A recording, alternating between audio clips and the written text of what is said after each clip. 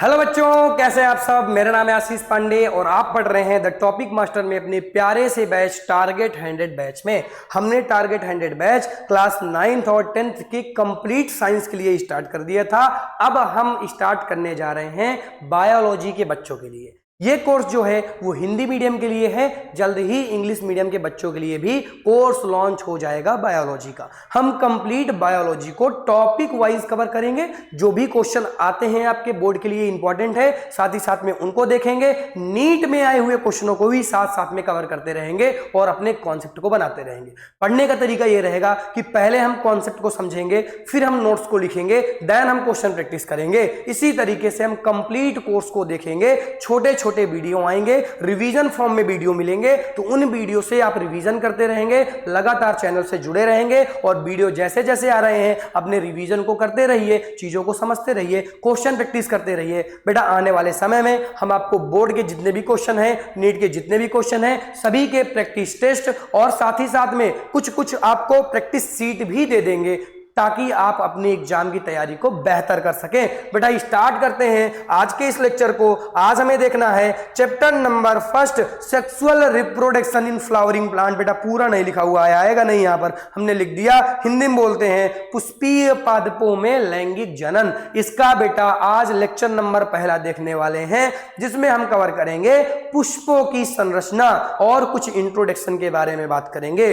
जो बच्चा आज का लेक्चर नहीं देखेगा आगे की क्लास समझ में नहीं आएगी। रीजन क्या है? क्योंकि पूरा का पूरा चैप्टर इस लेक्चर पर बेस्ड ऑन होगा। इस लेक्चर में जो भी बातें होंगी आने वाले हर एक लेक्चर में कहीं ना कहीं उसका काम जरूर पड़ेगा बेटा। तो आज का लेक्चर बहुत ही ज्यादा इंपॉर्टेंट है। बेटा यहां पर कुछ पॉइंट्स लिखे हुए हैं कि हम एनसीईआरटी के सभी चैप्टर्स को कवर कर रहे हैं, हम टॉपिक वाइज वीडियो को देख रहे हैं, हम एनसीईआरटी की सभी लाइंस को देख रहे हैं। साथ ही साथ में कुछ एक्स्ट्रा पॉइंट भी हैं जो आपके एग्जाम के लिए इंपॉर्टेंट है, नीट एग्जाम के लिए इंपॉर्टेंट है, बोर्ड एग्जाम के लिए इंपॉर्टेंट है और वो एनसीईआरटी पर नहीं है, उनको भी हम देख रहे हैं बेटा। साथ ही साथ में एनसीईआरटी के एग्जांपल की कुछ ट्रिक, बहुत सारे एग्जांपल एक साथ आ जाते हैं बेटा, उसकी ट्रिक बनाएंगे। चैप्टर का लास्ट में एक चार्ट भी बना लेंगे और शॉर्ट नोट्स भी आपको मिल जाएंगी बेटा। तो इसको आप रीड कर लीजिएगा एक बार कि क्या क्या मिलने वाला है आपको। आइए स्टार्ट करते हैं आज की इस लेक्चर को और देखते हैं बेटा जी। सबसे पहले किसकी बात करेंगे? चैप्टर के नाम से ही आज हम स्टार्टिंग करने वाले हैं। बेटा चैप्टर का नाम क्या है इसको अभी छिपा लेते हैं थोड़ी देर के लिए इसको बंद कर लो। यहां पर क्या लिखा हुआ है हमें नहीं समझना, हमें कॉन्सेप्ट को देखना है अभी। बेटा कॉन्सेप्ट क्या है आ जाओ ध्यान से समझाता हूं आपको। चैप्टर का नाम है sexual reproduction in flowering plant. मतलब हम जो चैप्टर स्टार्ट करने वाले हैं इसी के नाम से स्टार्ट करने वाले हैं। सर कैसे स्टार्ट करने वाले हैं? बेटा जी आओ बताता हूं कैसे स्टार्ट करता हूं। सबसे पहले मैं आपको बताऊंगा व्हाट इज रिप्रोडक्शन, फिर मैं आपको बताऊंगा what is sexual reproduction. Sir आप इंग्लिश से पढ़ा रहे हैं क्या? नहीं बेटा हिंदी से पढ़ा रहा हूं। पहले मैं आपको पढ़ाऊंगा बेटा जनन। पहले मैं आपको क्या पढ़ाऊंगा? जनन। फिर मैं आपको क्या बताऊंगा कि लैंगिक जनन क्या होता है। फिर मैं आपको बताऊंगा फ्लावर्स के बारे में, उन प्लांट्स के बारे में जो फ्लावर्स देते हैं और फ्लावर्स में क्या क्या चीजें होती हैं। ये सारी चीजें आप आज इसी लेक्चर में देखने वाले हैं।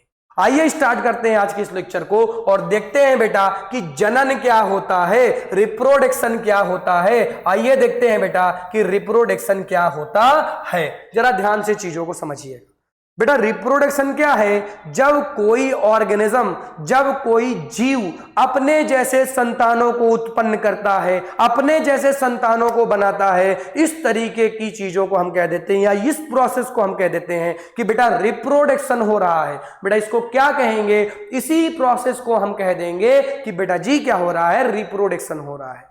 तो रिप्रोडक्शन में क्या है? अपने जैसे संतानों को बनाने की प्रोसेस ही रिप्रोडक्शन कहलाती है। सामने जरा देखो, अपने जैसे किसी जीव द्वारा अपने जैसे संतान उत्पन्न करने की प्रक्रिया को बेटा क्या कह देते हैं? जनन कह देते हैं। क्या कह देते हैं बेटा जी? जनन कह देते हैं। सपोज दैट कोई भी अमीबा है, मैंने ये बेटा अमीबा बना दिया, इसका फेस उसका शेप और साइज फिक्स नहीं होता, ये मैंने अमीबा बना दिया, ये इसका न्यूक्लियस यानी केंद्रक बना दिया। इस अमीबा ने अपनी संतानें बनाई बेटा। क्या बनाई? इस अमीबा ने अपनी संतानें बनाई। ये यहां पर 2 संतानें बना दी अपनी, ये यहां पर 2 संतानें बना दी। तो बेटा इसने क्या किया कि अपने जैसे ही कुछ बनाया। इसी प्रोसेस को बेटा, इसी पूरी प्रोसेस को हम लोग जनन कह देते हैं। क्या कह देते हैं बेटा? जनन कह देते हैं। तो जनन समझ में आया क्या? अपने जैसे संतान उत्पन्न करने की प्रोसेस को जनन कहते हैं। सीधी और सिंपल सी बात थी बेटा। इसको लिखो, मैं आगे बढ़ता हूं। इसको लिखो, मैं आगे बढ़ता हूं। जनन के बाद हम देखने वाले हैं लैंगिक जनन क्या होता है। लैंगिक जनन क्या होता है? जो बातें लिखी हैं उसको थोड़ी देर के लिए भूल जाओ कि ये क्या लिखा हुआ है। बेटा मैं क्या बताने वाला हूं कि लैंगिक जनन क्या होता है। बेटा देखो, लैंगिक जनन बताने के लिए मुझे थोड़ा सा कॉन्सेप्ट सिखाना पड़ेगा। आ जाओ कॉन्सेप्ट सिखाता हूं। ये जहां पे कॉन्सेप्ट बता देता हूं, यहाँ पे पुष्प की संरचना लिखा हुआ है। इसको पुष्प की संरचना आप हेडिंग नहीं डालेंगे, पहले मैं कॉन्सेप्ट सिखा देता हूं कि लैंगिक जनन क्या है। अगर आपको लैंगिक जनन के बारे में जानना है, समझो इस चीज को, अगर आपको लैंगिक जनन के बारे में जानना है, अगर आपको लैंगिक जनन के बारे में जानना है तो आपको अलैंगिक जनन के बारे में पता रहना चाहिए। अलैंगिक जनन के बारे में, अलैंगिक जनन के बारे में बेटा जी पता होना चाहिए। तो सर कैसे पता चलेगा लैंगिक जनन के बारे में? हमें तो अलैंगिक जनन आता ही नहीं है। तो बेटा आना चाहिए, क्लास 10th का टॉपिक है। पहले कभी, मतलब आज से 1 साल पहले आपकी एनसीईआरटी में पहले चैप्टर में अलैंगिक जनन था, डिटेल में था, बट अब हटा दिया गया है। तो थोड़ा सा मैं बताऊंगा अलैंगिक जनन में। बेटा अलैंगिक जनन में आओ अमीबा को देखते हैं। ये मैंने क्या बना दिया बेटा? ये मैंने अमीबा को बना दिया। ये जो डायग्राम मैं बनाने जा रहा हूं ये पहले कभी आपके एनसीईआरटी के पहले चैप्टर में हुआ करता था। ये मैंने इसका कोशिका द्रव्य बना दिया। ये मैंने बेटा किसको बनाया है? ये मैं अमीबा को बना रहा हूं। ये मैं अमीबा को बना रहा हूं, अमीबा को। बेटा ये अमीबा क्या करता है? ये अपने केंद्रक का विभाजन करता है। ये अपने केंद्रक का सबसे पहले विभाजन करता है। तो केंद्रक इसके हो जाते हैं बेटा 2 ठो। कितने केंद्रक हो जाते हैं? 2। और केंद्रक विभाजन करने के बाद ये क्या करता है बेटा? ये अपने साइटोप्लाज्मिक का डिवीजन करने लगता है। मैंने यहाँ पर केंद्रक विभाजन और साइटोप्लाज्मिक के डिवीजन को साथ में दिखा दिया है। एनसीईआरटी पर, पुरानी वाली एनसीईआरटी पर ये अलग अलग दिखाया होगा। यहां पर क्या हुआ देखो, पहले 2 केंद्रक बन गए। अब दोनों केंद्रक बेटा अपोजिट साइड जा रहे हैं। ये केंद्रक इस साइड जा रहा है, ये केंद्रक इस साइड जा रहा है। आधा कोशिका द्रव्य इस साइड आ गया, आधा कोशिका द्रव्य इस साइड आ गया। इसके बाद बेटा क्या होगा? ये अपोजिट पोल आपस में जुड़ने लगेंगे। ये अपोजिट पोल बेटा आपस में क्या होंगे? जुड़ने लगेंगे। धीरे धीरे धीरे धीरे धीरे धीरे करके आपस में जुड़ जाएंगे और ये कट के दोनों अलग अलग हो जाएंगे। यानी फाइनली ये क्या होगा बेटा? ये एक अमीबा कुछ ऐसे बन जाएगा। मतलब अब क्या हुआ? ये दोनों अलग अलग हो गए और ये भी बेटा अलग अलग हो जाएगा। जरा ध्यान से देखना चीजों को। एक अमीबा ऐसे हो गया और एक अमीबा ये यहाँ पे चला आया। ये भी अलग हो गया बेटा, ये भी अलग हो गया। तो अब अगर तुम देखोगे, अब इसका साइटोप्लाज्म बना देता हूं पहले, फिर इसके बाद तुम देखो, ठीक है? ये साइटोप्लाज्म बेटा बना दिया। थोड़ा सा रुको, इसका साइटोप्लाज्म बना देते हैं। इसका भी क्या बना देते हैं बेटा? साइटोप्लाज्म बना देते हैं। बना दिया। अब जरा ध्यान से देखो कि इस अमीबा ने अपनी संतानें बना दी। बेटा ये क्या बन गया? ये बेटा संतानें हैं। ये बेटा क्या है? संतानें हैं। और इन संतानों को बेटा क्या बोलते हैं? इनको हम क्लोन बोलते हैं बेटा जी। क्या बोलते हैं? इनको हम क्लोन बोलते हैं। क्या बोलते हैं बेटा जी? क्लोन। सर क्लोन क्यों बोलते हैं? क्योंकि ये अपने माँ बाप की तरह एकदम से दिखता है। दरअसल यहाँ पे माँ बाप का कोई कॉन्सेप्ट ही नहीं है। इस अमीबा ने अपने आप को 2 पार्ट में ब्रेक किया। जब इनकी संतानें बनी तब बेटा ये नष्ट हो गया। नष्ट नहीं हुआ बेटा, दरअसल यही तो बनाया है ये। यही अमीबा 2 पार्टों में अलग अलग हो गया। यहाँ पर नर और मादा का कोई कॉन्सेप्ट नहीं है। यहाँ पर बेटा हमने लिंग की बात नहीं की। यहाँ पर लिंग की बात हमें नहीं करना है। यहाँ पर हमें नर और मादा की बात नहीं करना है। ये खुद एक अमीबा था। जितनी भी प्रोसेस इसने की वो अपने अंदर की और खुद से की। यहां पर नर और मादा की आवश्यकता नहीं पड़ी। लेकिन बेटा जी यही चीज जब हम बात करते हैं लैंगिक जनन में, तो लैंगिक जनन में ऐसा नहीं होता। लैंगिक जनन में बेटा एक मेल होगा कोई। बेटा लैंगिक जनन में एक मेल होगा, एक क्या होगा बेटा? एक फीमेल होगी। ये मैंने मेल बना दिया, सुंदर सा, प्यारा सा, नन्हा सा। और ये मैंने क्या बना दिया बेटी? तो बेटा प्यारी सी फीमेल बना दी। तो ये प्यारी सी फीमेल तो नहीं, इसकी चोटी भी बना देता हूँ यूं करके। और इसको हंसता हुआ बना देता हूँ, इसको भी मैं हंसता हुआ बना देता हूँ बेटा। ये तो आपने इसको तो अच्छा नहीं बनाया, बिल्कुल बहुत अच्छा बना है, बहुत अच्छा बना है। मानो इसको कि अच्छा है। तो ये मेल बन गया, ये फीमेल बन गई। बेटा इन दोनों का फर्टिलाइजेशन होगा और ये दोनों एक प्रोसेस करेंगे बेटा और अपनी संतान को बनाएंगे। छोटी सी इनकी संतान बनाऊंगा। रुक जाओ इनकी संतान बहुत ही क्यूट सी बनाने लायक है। इनकी संतान में ऐसे बनाऊंगा, ये इनका बच्चा है, ये इनका बच्चा है, ये रोता हुआ बच्चा, ये क्या क्या कर रहा है, ये तो बच्ची बन गई, ये बच्ची बन गई, कोई बात नहीं। ये इनका क्या बन गया बेटा, ये इनकी संतान है, ये इनकी क्या है, संतान है। बेटा ये संतान तब तक नहीं हो सकती जब तक दोनों मेल और फीमेल ना हो, यानी लैंगिक जनन में ये जरूरी नहीं है, ये जरूरी क्या है, ये होता ही नहीं है कि नर और मादा दोनों की आवश्यकता हो। यहां पर हम लिंग की ही बात नहीं करते, वो नर है कि मादा है हम बात नहीं करते। हम ये बात नहीं करते कि ये जो अमीबा है ये नर वाला अमीबा है, ये मादा वाला अमीबा है, ऐसा कुछ नहीं देखते बेटा। हम केवल बात करते हैं अमीबा की, लेकिन यहां पर हम सेक्सुअलिटी की बात करते हैं, यहां पर हम लिंग की बात करते हैं कि ये मेल है और ये क्या है बेटा, ये फीमेल है। हम कुछ इस तरह से बातें करते हैं। हम यहां पर सेक्सुअलिटी की बात करते ही करते हैं, बट यहां पर हम सेक्सुअलिटी की बात नहीं करते बेटा। ये डिफरेंट हो जाता है किसके बीच में, अलैंगिक जनन, लैंगिक जनन और अलैंगिक जनन के बीच में। बेटा अलैंगिक जनन में लिंग की बात नहीं करनी, लैंगिक जनन में बिना लिंग के कुछ होना नहीं है। आ जाओ डिफिनेशन पढ़ लेते हैं, इसको बना लो बेटा, इसको बना लो, फिर डिफिनेशन पढ़ लेते हैं। आ जाओ आ जाओ, अब डिफिनेशन देख लेते हैं, लैंगिक जनन की डिफिनेशन देख लेते हैं। जो आपने अभी पढ़ा है बेटा वही लिखा हुआ है, वही कॉन्सेप्ट में है बेटा। जनन की वह विधि, क्या लिखा हुआ है इसमें, देखो ध्यान से पढ़ो। जनन की वह विधि जिसमें जाति के दो जीव भाग लेते हैं, जिसमें एक तो मादा रहती है, दूसरा कौन होता है बेटा, दूसरा नर होता है।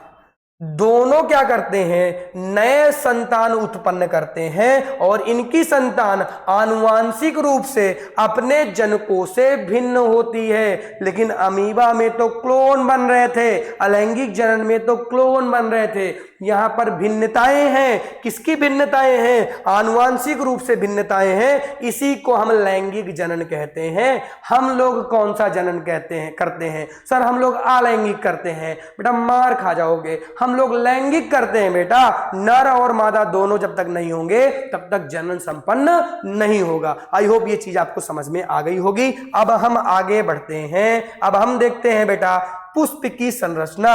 सर आप पुष्प की संरचना क्यों पढ़ा रहे हैं, सर आप आदमी की संरचना पढ़ाइए। बेटा अभी मैं sexual reproduction in flowering plant पढ़ा रहा हूं, अभी मैं किसकी बात कर रहा हूं बेटा, अभी हम सेक्सुअलिटी मतलब देख रहे हैं किसके अंदर, प्लांट्स के अंदर देख रहे हैं बेटा। फिर अभी हम ह्यूमन रिप्रोडक्शन भी पढ़ेंगे, अभी हम प्लांट्स की बात कर रहे हैं। आ जाओ बना लेते हैं, आ जाओ बना लेते हैं, आ जाओ आ जाओ आ जाओ। देखो प्लांट में अगर तुम्हें फ्लावर बनाना सीखना है तो जिस तरीके से मैं बना रहा हूं उसी तरीके से तुम लोग बनाओगे। कैसे, ऐसे देखो, ऐसे बनाओगे। सबसे पहले बेटा जी यूं कर दो, फिर इसको थोड़ा सा नीचे ले आओ, फिर यहां पे घड़ा बना दो। बना दिया सर। घड़ा बनाने के बाद बेटा कुछ ऐसे बना दो, यूं करके छतरी बना दो, ये करके दूसरी छतरी बना दो, दो छतरी यहां पर बना दो। सर मैं 3 बनाऊंगा बेटा, 3 बना लो, तुम्हारी इच्छा, तुम्हारा मन, तुम्हारा दिल, जो भी चाहे कर लो, कोई दिक्कत नहीं है। फिर बेटा इसको ले जाओ, ये लहराते हुए यूं करते हुए डिजाइन बना दो इस तरह करके। ये तो बहुत अच्छा बन गया बेटा, thank you thank you thank you thank you. बेटा इसको यूं करके यूं बना दो, फिर इसको यूं करके यूं बना दो, फिर हरे कलर से कुछ ऐसे कर दो, क्योंकि नीचे का पार्ट हरा होता है सबको पता। यूं कर दे करके और ये ऐसे करके ये बना दिया इसकी पंखुड़ी, और इसको जोड़ देते हैं, इसको यूं करके इसको जोड़ देते हैं इसके साथ, और इसको जोड़ देते हैं इसके साथ, यूं करके जोड़ दिया हमने। तो ये बेटा क्या बन गया, ये एक पुष्प की संरचना बन गई। हमें बोर्ड एग्जाम में बेटा जब हम बोर्ड दे रहे होंगे तो बोर्ड एग्जाम में हमें ऐसा ही बनाना है। वैसे नीट वगैरह में तो बनाने का काम नहीं पड़ता, बट बोर्ड में तो हमें बनाना पड़ेगा। बोर्ड एग्जाम में हम ऐसा ही बनाएंगे। सर आपने बहुत अच्छा बनाया, thank you thank you thank you thank you thank you thank you बेटा, थैंक यू। तो बेटा ये हमने बना दिया, कुछ इसके अंदर भी मैं बता दूंगा क्या मटेरियल भर रहा हूं। अब इसकी नेमिंग कर लेते हैं बेटा। तो बेटा नेमिंग करना है तो आपको कुछ सीखना पड़ेगा पहले। सर क्या सीखना पड़ेगा, सर क्या सिखा रहे हैं बेटा जी, ये जो घड़ा आपने बनाया है ना ऊपर से लेकर नीचे तक का, बेटा ये फीमेल पार्ट है। इसको क्या कहोगे तुम, इसको फीमेल पार्ट कहोगे। और ये जो तुमने छतरी बनाई थी ना बेटा, ये मेल पार्ट है। ये छतरी वाला बेटा मेल पार्ट है। आ जाओ नेमिंग कर लेते हैं। मेल पार्ट के यानी नर के 2 मुख्य भाग दिखेंगे। एक तो ऊपर वाली छतरी दिख रही होगी तुमको, जी सर ऊपर वाली छतरी तो दिख रही है बेटा। एक तो छतरी दिख रही है, ये एक तो छतरी दिख रही है और दूसरा नीचे वाला पार्ट बेटा जो डंडा दिख रहा है तुमको, जी सर एक डंडा टाइप कुछ दिख रहा है। तो आ जाओ बेटा इन दोनों की नेमिंग कर लेते हैं, आ जाओ बेटा इन दोनों की नेमिंग कर लेते हैं। ऊपर वाले पार्ट को पराग कोश बोलते हैं बेटा, क्या बोलते हैं इसको हम पराग कोश बोलते हैं, पराग कोश बोलते हैं। और इसको हम तंतु बोलते हैं, क्या बोलते हैं बेटा, इसको हम तंतु बोलते हैं। पराग कोश को एंथर बोलते हैं इंग्लिश में, इसको क्या बोलते हैं बेटा, एंथर बोलते हैं। और इसको इंग्लिश में क्या बोलते हैं, फिलामेंट बोलते हैं, क्या बोलते हैं, फिलामेंट। सर इंग्लिश के नाम याद रखने जरूरी है क्या बेटा, वेरी इंपॉर्टेंट, बहुत जरूरी है, थोड़ा जरूरी नहीं है, बहुत जरूरी है। इन दोनों को साथ में मिलाकर, सर साथ में मिलाकर भी कुछ कहेंगे क्या, हाँ बेटा जी, इन दोनों को साथ में मिलाकर इनको हम स्टामेन बोलते हैं, स्टामेन बोलते हैं। स्टामेन का मतलब पुंकेसर बोलते हैं, क्या बोलते हैं बेटा, पुंकेसर बोलते हैं। लिखे दे रहा हूं, पुंकेसर बोलेंगे बेटा। ये नाम हो गए किसके, ये जो मैंने ऊपर बताया पूरा का पूरा पार्ट बताया बेटा, ये किसका पार्ट बताया है, ये male part of the plant है, male part of the plant. Sir English से क्यों लिख रहे हैं बेटा, बेटा थोड़ा सा तो लिख लेने दे। देख ये क्या हो गया, mail part of the plant हो गया। अब फीमेल के नाम लिखते हैं, फीमेल के 3 मुख्य पार्ट बेटा, एक तो ऊपर वाली छतरी, ये दूसरा ये डंडी और तीसरा ये घड़ा। बेटा तीनों के अलग अलग नाम, तीनों के अलग अलग नाम। सर तीनों के नाम क्या क्या हैं बेटा, बता देता हूं, आ जाओ लिख लेते हैं, लिख लेते हैं, आ जाओ। ऊपर वाले का नाम अलग है, ऊपर वाले का मतलब भगवान को मत ले लेना, अरे इस छतरी का नाम। फिर इसके बाद दूसरे नंबर वाले का नाम अलग है, अरे ये क्या हो गया, ये तो मिट गया। चलो दूसरे नंबर का नाम अलग है, और बेटा इस तीसरे नंबर का नाम तो अलग है, तीनों के नाम अलग अलग हैं। सर क्या है, आ जाओ लिख लेते हैं, आ जाओ लिख लेते हैं तीनों के नाम। ऊपर वाले को बोलते हैं वर्तिकाग्र, क्या बोलते हैं बेटा, सर ये संस्कृत है क्या, नहीं बेटा बायोलॉजी के कुछ वर्ड संस्कृत की तरह है, वर्तिकाग्र, वर्तिकाग्र बोलते हैं बेटा। बेटा इसको क्या बोलते हैं, इसको वर्तिका बोलते हैं। सर आप दिख नहीं रहे, सर आ रहा हूं बेटा, आ रहा हूं, रुको थोड़ा सा। इसको वर्तिका बोलते हैं और इसको अंडाशय बोलते हैं। सर आइए ना बेटा, आ रहा हूं, इधर ध्यान दे, बोर्ड में ध्यान दे बेटा। इसको वर्तिकाग्र बोलते हैं, वर्तिकाग्र, वर्तिका, अंडाशय, 3 चीजें, वर्तिकाग्र, वर्तिका, अंडाशय। स्टिग्मा स्टाइल ओवरी लिख लें, स्टिग्मा स्टाइल ओवरी।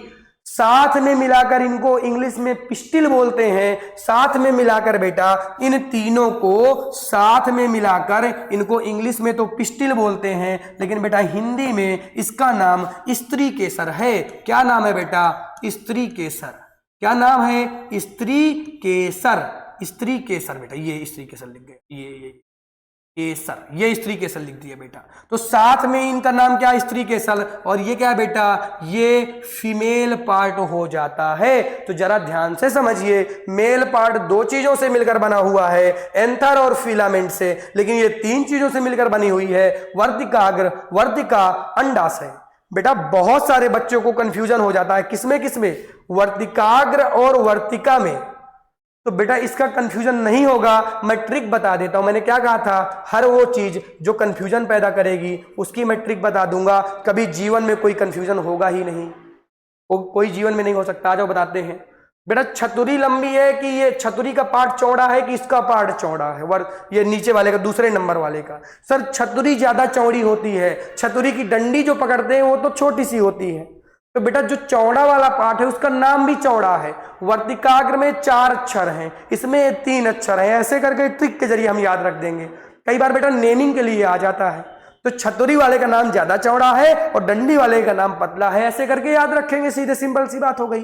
बेटा इससे सिंपल कोई बता सकता है क्या, नहीं सर इससे सिंपल कोई नहीं बताएगा। बेटा मैं हटता हूं, एक बार स्क्रीनशॉट ले लें, एक बार स्क्रीनशॉट ले लें, फिर मैं आगे बढ़ता हूं, फिर मैं आगे बढ़ूंगा। और ये प्यारा सा न्यारा सा छोटा सा मुन्ना सा एक पुष्प आ गया है, एक फ्लावर आ गया है। आ जाओ इसकी नेमिंग कर लेते हैं, आ जाओ बेटा जी इसकी नेमिंग कर लेते हैं। एक बार नेमिंग नहीं करनी, मुझे केवल बताना है बेटा। बताओ इसको क्या बोलेंगे? इसको सर वर्तिकाग्र बोलेंगे। इसको क्या बोलेंगे? इसको वर्तिका बोलेंगे। इसको क्या बोलेंगे? इसको अंडाशय बोलेंगे। बेटा नाम लिख लीजिएगा। तीनों मिलकर क्या बनाएंगे? तीनों मिलकर फीमेल पार्ट बनाएंगे। क्या बनाएंगे? फीमेल पार्ट बनाएंगे। बेटा फीमेल पार्ट को क्या बोलते हैं? स्त्री केसर बोलते हैं। सर सर क्या बोलते हैं? स्त्री केसर बोलते हैं। बेटा सर नहीं बोलते, स्त्री केसर बोलते हैं। वर्तिकाग्र, वर्तिका, अंडाशय। वर्तिकाग्र ऊपर वाले का नाम होगा क्योंकि पार्ट ऊपर वाला ज्यादा चौड़ा है। इसके बाद की बात करें अगर, तो अब हम बात करते हैं किसकी? मेल की। बेटा ये ऊपर वाली टोपी, इसकी टोपी को क्या बोलते हैं? एंथर। और इस वाले पार्ट को क्या बोलते हैं? फिलामेंट। मतलब नंबर 1 वाले को क्या बोलेंगे? एंथर। नंबर 2 वाले को क्या बोलेंगे? फिलामेंट। ये कौन से पार्ट हैं बेटा? ये मेल पार्ट हैं। ये बेटा क्या है? मेल पार्ट हो जाता है। क्या रिवीजन हो गया? क्या क्या इस फ्लावर से तुमने रिवीजन कर लिया? क्या क्या चीजें समझ में आ रही हैं? हाँ सर आ रही हैं। हाँ सर मजा आ रहा है। बेटा आ जाओ आगे बढ़ जाते हैं। आ जाओ आगे बढ़ जाते हैं। बेटा आ जाओ, ये देखो यहां पर मैंने उन बातों को लिख दिया जो मैं बता रहा था। बेटा जब हम sexual reproduction in flowering plant की बात करते हैं तो हम फ्लावर को पढ़ते हैं। क्यों? क्योंकि फ्लावर के अंदर ही मेल और फीमेल पार्ट के नर जनन भाग होते हैं। बेटा किस लिए हम फ्लावर पढ़ते हैं? बेटा किस लिए हम फ्लावर पढ़ते हैं? क्योंकि फ्लावर लैंगिक संरचना मानी जाती है पौधे की। फ्लावर क्या मानी जाती है बेटा? लैंगिक संरचना मानी जाती है। और बेटा पुमंग यानी नर जनन लैंगिक संरचना कौन है? पुंकेसर है। और बेटा स्त्री जनन को क्या बोलते हैं? स्त्री केसर बोल देते हैं, जिसे जायांग बोलते थे हम लोग। जब हम मार्फोलॉजी पढ़े थे बेटा, तो मार्फोलॉजी में हमने पुमंग बोला था किसके लिए? नर जनन संरचना के लिए। और हमने जायांग बोला था किसके लिए? मादा जनन संरचना के लिए। ये हमने तब बोला था बेटा जब हम क्लास 11th में थे। और क्लास 11th में जब हम लोग बेटा मार्फोलॉजी पढ़ रहे थे, बेटा क्या पढ़ रहे थे? मार्फोलॉजी पढ़ रहे थे, तब हमने इसको बोला था। और आज हम उसी को डिटेल में देख रहे हैं।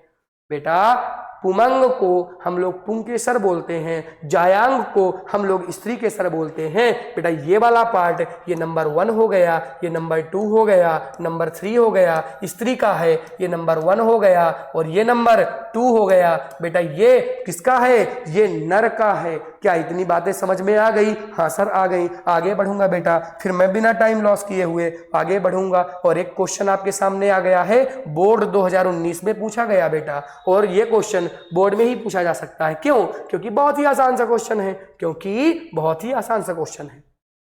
आवृतबीजी पौधों में पुंकेसर क्या है? अरे अभी अभी तो पढ़ा कि पुंकेसर नर जनन संरचना है। गलती से मादा और नर दोनों मत लगा देना। कौन सी संरचना है? नर जनन संरचना है। अभी अभी हमने पुंकेसर पढ़ा बेटा। पुंकेसर अभी अभी तो हमने पढ़ा और पुंकेसर में हमने देखा कि नर जनन संरचना थी। समझ में आया क्या?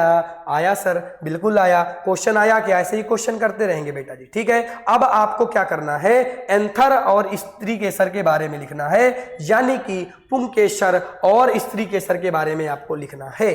जरा ध्यान से समझना बेटा। ये क्या है? ये नर जनन भाग है कि नहीं? नर जनन भाग है। नर जनन भाग है। ये क्या है? ये मादा जनन भाग है। मादा जनन भाग है। ये मादा जनन भाग है। यहां पर क्या होता है? यहां पर नर युग्मक का निर्माण होता है। युग्मक का निर्माण होता है। और यहां पर बेटा क्या होता है? यहां पर मादा युग्मक का निर्माण होता है। मादा युग्मक का निर्माण होता है। ठीक है बेटा, तो इस तरह से हमने 2-2 पॉइंट इनके भी लिख लिए। ज्यादा हमें नहीं लिखने हैं, ज्यादा हमें नहीं लिखने हैं। आ जाओ अब आगे देखते हैं। इसको लिखो फिर आगे बढ़ते हैं बेटा। अब हम आगे देखेंगे। अब हम देखेंगे, हमने 2 चीजों की तो बात ही नहीं की, पुष्पदल और बाह्य पुष्पदल। आ जाओ बेटा। ये फ्लावर कहाँ गया? फ्लावर कहाँ गया? ये आ गया बेटा। ये वाले को नहीं, ये वाले को लेते हैं। आ जाओ इसको बेटा। बाह्य दल और पुष्पदल की बात कर लेते हैं। पुष्पदल क्या है बेटा? पुष्पदल क्या है? इनको बेटा हम क्या बोलते हैं? इनको हम लोग बेटा क्या बोलते हैं? इनको हम लोग पुष्पदल बोलते हैं। इनको हम लोग पुष्पदल बोलते हैं। क्या बोलते हैं बेटा? पुष्पदल बोलते हैं। और इस हरे वाले पार्ट को, ये पूरे हरे वाले पार्ट को हम लोग बाह्यदल बोलते हैं बेटा। क्या बोलते हैं? बाह्यदल बोलते हैं। तो इन दो चीजों के बारे में मैं भूल गया था बताने के लिए। आ जाओ लिखवा देता हूं इन दोनों को, आ जाओ लिखवा देता हूं बेटा। एक बार देख ले, रंगीन वाला पार्ट यानी जो पुष्पदल वाला भाग है, तो एक बात याद रखिएगा बेटा, जो पुष्पदल वाला भाग है ये वाला भाग बेटा कलरफुल होता है। क्या होता है बेटा? रंगीन होता है। इसको मैं रंगीन लिखूंगा। ये वाला पार्ट बेटा रंगीन होता है और ये वाला पार्ट बेटा कैसा होता है? ये वाला पार्ट हरा होता है। इस चीज को आप लिख लेंगे, कौन रंगीन है कौन हरा है। आगे बढ़ेंगे बेटा, बस इसके बारे में मुझे बताना था। अब मैं लिखवा के एक बार रीड करवा देता हूं। आ जाओ एक बार लिखवा के रीड करवा देता हूं इसको। ये यहां पर सामने आपके स्लाइड ओपन हो चुकी है बाह्यदल और पुष्पदल के बारे में। पुष्पदल में हमने क्या देखा कि रंगीन वाला भाग था। आ जाओ बात करते हैं क्या क्या हमने देखा। बेटा देखो, पुष्प का सर्वाधिक आकर्षक भाग है तो रंगीन होता है, सुगंध देता है बेटा। इसी को हम लोग क्या बोलते हैं? इसको हम पुष्पदल बोलते हैं। और इसी पुष्पदल को देखकर परागकर्ताओं को आकर्षित, जैसे तुम देखते होगे कि बेटा कीड़े हैं तो फूल की तरफ कीड़े क्यों आते हैं? पुष्प की तरफ कीड़े क्यों आते हैं? क्यों तितलियां वहां पर बैठती हैं बेटा? क्योंकि वो अट्रैक्ट करता है, क्योंकि वो मकरंद छोड़ता है, सुगंधित होता है, कलरफुल होता है। वहीं पर जब मैं बात करता हूं बाह्य पुष्पदल की, तो बाह्य पुष्पदल बेटा पत्ती जैसे दिखने वाला भाग है और ये हरे कलर का रहता है, जिस पर पूरा का पूरा फूल टिका रहता है बेटा, उसी को बाह्य पुष्पदल बोलते हैं या बाह्य दल पुंज बोल देते हैं। It is clear? It is clear बेटा, इट इज क्लियर। ठीक है, तो बेटा आज की क्लास यहीं तक रहेगी। आई होप ये कंप्लीट लेक्चर आपको समझ में आया होगा। Thank you so much for watching. Tata bye bye. ऐसे ही चीजों को कवर करते रहेंगे, ऐसे ही टॉपिक वाइज पूरी की पूरी हम लोग बायोलॉजी देखेंगे। हमारे चैनल से जुड़ जाएं, लगातार वीडियो आ रहे हैं, देखते रहें, कॉन्सेप्ट को बनाते रहें। अगला लेक्चर हमारा इंपॉर्टेंट होने वाला है और उस लेक्चर से बोर्ड में बहुत सारे क्वेश्चन पूछे गए हैं और नीट जैसे एग्जामों में भी बहुत सारे क्वेश्चन पूछे गए हैं। चैनल से जुड़ जाएं, लगातार एंजॉय करते रहें। Thank you so much for watching. Tata bye bye. Bye bye बेटा, बाय। सर जाइए, अब जाइए सर, जाइए, जा रहा हूं बेटा।